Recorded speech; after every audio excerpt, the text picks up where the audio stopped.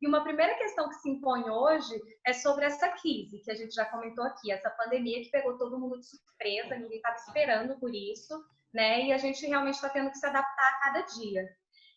Paula, queria te perguntar, a gente viu o Banco Itaú fazer uma doação de 150 milhões no início da crise, mas acho que logo eles perceberam que era uma doação pequena diante desse problema enorme que a gente está vivenciando e diante também do lucro líquido deles, né? Era um valor pequeno. Então, eles resolveram anunciar com toda a pompa, enfim, a maior doação da história, de R$ 1 bilhão. É isso, né? 1 bi foi a maior doação até o momento. Eu queria saber qual que é a E sua uma das maiores do mundo, Mariana. E uma das maiores do mundo, né? Isso é muito bacana, que bom, né? Claro que é triste vir uma crise para que um banco, uma empresa, pessoas, enfim, tomem decisões de doações tão grandes, mas que bom que com a crise as pessoas se sensibilizam para isso, porque é importante, né? É fundamental que a gente olhe para a coletividade. Então, diante disso, Paulo, eu queria te perguntar qual que é a sua visão dessa ação do Itaú e como que você está vendo esse cenário de doações de forma geral. Conta um pouquinho para a gente, assim, se a pandemia mudou a visão das empresas sobre filantropia.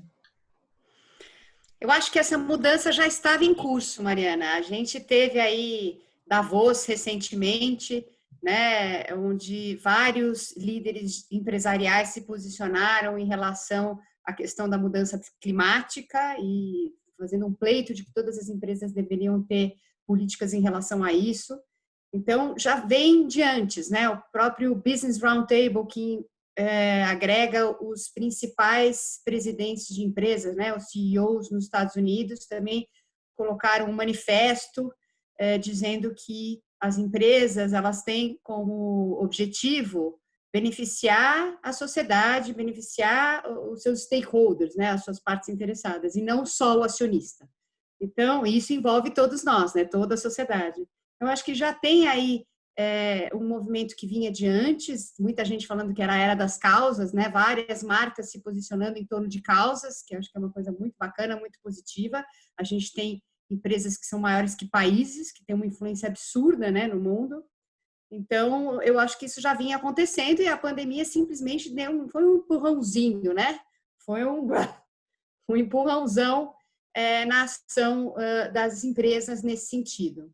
O que eu acho que é interessante olhar para o Brasil é que a gente não vê as famílias, né, as grandes famílias. Quando veio a pandemia, você vê nomes como as famílias de luxo, né, Versace, e outras que se colocaram, já colocaram publicamente doações expressivas, né, o próprio Bill Gates, teve até outros nomes interessantes, né, a gente vem seguindo essas notícias. O Justin Bieber anunciou uma doação, eu nem imaginava que ele era tão filantrópico. E o Jack Dorsey do Twitter também, né, fez mas a gente está falando de famílias, de pessoas. Isso a gente não vê no Brasil. A gente fez uma pesquisa em 2015 que mostrou uma coisa muito importante sobre o brasileiro. Ele não gosta de falar da doação, né? 86% dos brasileiros disseram que você não deve falar que doa. E eu acho que isso vem de uma herança católica que está presente em vários países da América Latina, né? Não é um fenômeno que acontece só no Brasil. Então, se a gente não fala, as famílias não querem falar também, se posicionar, e por isso que a gente está vendo tantas empresas se colocando, mas que tem famílias por trás, né? Quando a gente fala de Itaú, a gente está falando de algumas famílias importantes que estão ali, que são os principais acionistas, né? Verdade. Então, mas não é a família Setúbal, não é, né, a família Vilela que está se colocando, mas estão fazendo isso através das empresas.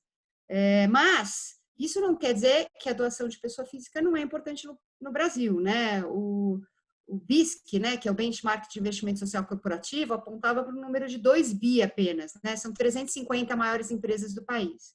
Quando a gente olha para esse número agora, só a doação do Itaú é 1 bi, e segundo o monitor da BCR de doações, a gente está falando de 4,8 bilhões, quase 5 bilhões de reais à disposição aí de organizações e de frentes de combate à pandemia, é mais do que o dobro, né? E desse valor, 4,2 bi é empresa, ou seja, o dobro do valor anual que eles mapeavam das 350 maiores. Então, tem um movimento muito expressivo. Se ele veio para ficar ou não, a gente ainda não sabe.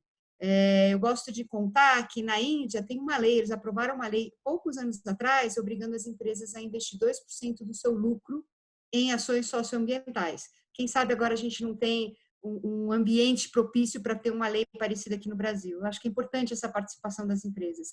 Mas é importante também a gente falar de cultura de doação e as famílias começarem a se posicionar, porque senão a gente não muda a cultura, né? Tem que virar um hábito do brasileiro, a prática da doação, e isso é da pessoa física, né? De todos nós. Então, a gente tem feito campanhas, tem um movimento por uma cultura de doação, o Dia de Doar, e várias pessoas envolvidas tentando fazer com que essa prática comece a fazer parte da vida do brasileiro.